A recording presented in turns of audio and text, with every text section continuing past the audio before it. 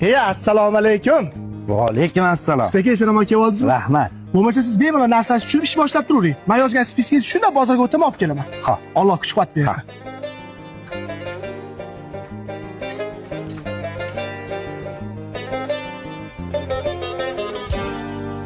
Shonu shuhratinga kirma odam. Do'may qara mashina sanladan.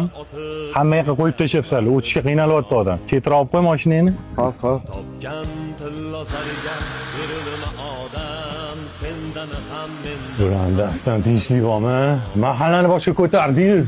chiroyingga uchma hech aslo.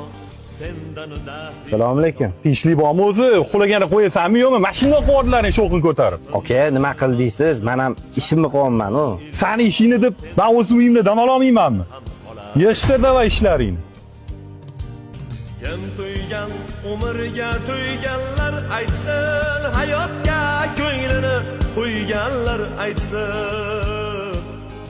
Suyaga chirigan Ustaga tinchlikmi? Nima yig'ishtiryapsiz?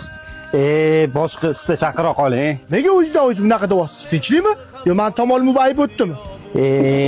Mana ham yon qo'shningiz ertalabdan beri ishlagani qo'ymayapti. Tinchlikmi? Nima deyapti? Bir oldimga kelib mashinangni ko'chamga qo'yib qo'yibsan deydi. Bilasiz, bizning ish sho'qindan iborat. Qo'shningiz chiqyapti-da, sani sho'qiningdan tinchligim buzilyapti, uxlolmayapman, dam ololmayapman, yig'ishtir ishingni deb baqirib ketyapti. Ha, tushunarli.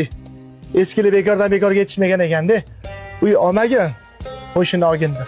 Ustaga, hozir gapingizga kirib qo'shinni olib chiqib jahini esib qo'ysam ham bo'ladi. Endi bu yerda men umrim oxirigacha yashaydigan insonman. Siz 2 kun ishingizni qilasiz, ketasiz. Iltimos, ozgina sabrli bo'ling. O'zingiz boshlagan ishni o'zingiz tugatib